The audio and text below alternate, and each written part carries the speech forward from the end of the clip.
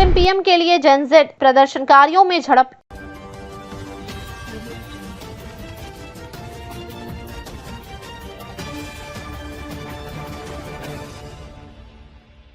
एक गुट बोला, सुशीला कार्की भारत समर्थक हमें मंजूर नहीं, बालेन शाह का समर्थन किया। नेपाल में अंतरिम पीएम के नाम को लेकर सहमति नहीं बन पा रही है। गुरुवार को इसे लेकर जेन जी दो ग्रुप में बढ़ गया। इसके बाद सेना मुख्यालय के बाहर दोनों गुटों में हाथापाई हो गई। इसमें कई युवक घायल हो गए। प्रदर्शनकारियों ने एक गुट ने अंतरिम पीएम के लिए सुशीला कार्की के नाम को खारिज कर दिया है। गुट का आरोप है कि सुशीला कार्की भारत समर्थक है और उन्हें यह स्वीकार नहीं है। गुट मांग कर रहा है कि काठमांडू मेयर बालेन शाह पीएम बने। अगर बालेन नहीं बनते हैं तो धरान मेयर हरका सपांग उनके पीएम उम्मीदवार होंगे। पीएम के नाम को लेकर सेना मुख्यालय में 2 दिन से प्रदर्शनकारी गुटों के साथ बातचीत चल रही है। एक गुट बातचीत को सेना मुख्यालय की जगह राष्ट्रपति भवन में करने की मांग कर रहा है।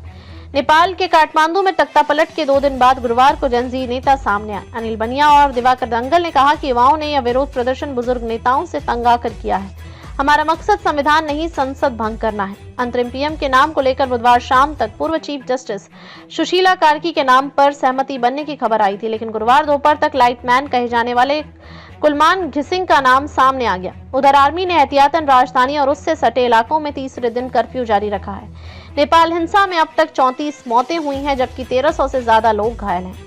आंदोलनकारियों के बीच अंतरिम पीएम के लिए किसी एक नाम पर सहमति नहीं बन पा रही है। प्रदर्शनकारियों के एक गुट का कहना है कि सुशीला कार्की की भारत से नजदीकी है, इसलिए वे उनका समर्थन नहीं करेंगे। उनका कहना है कि या तो वे काठमांडू मेयर बालेन शाह का समर्थन करेंगे या फिर वे हरका सपांग का समर्थन करेंगे। पीएम केपी शर्मा ओली के इस्तीफे के बाद नेपाल में अंतरिम सरकार बनाने की तैयारी में राष्ट्रपति रामचंद्र पौडेल, सेना प्रमुख और जेन-जी नेताओं के बीच बैठक हुई है। अंतरिम पीएम के लिए सुशीला कार्की, बालेंद्र शाह, कुलमान घिसिंग और हरका संपंग के नाम आगे हैं। सेना ने कहा है कि इस राजनीतिक संकट का समाधान और कानून व्यवस्था बनाए रखना उनकी प्राथमिकता है। नई कार्यकारी सरकार के पास तय समय में चुनाव कराने की जिम्मेदारी होगी।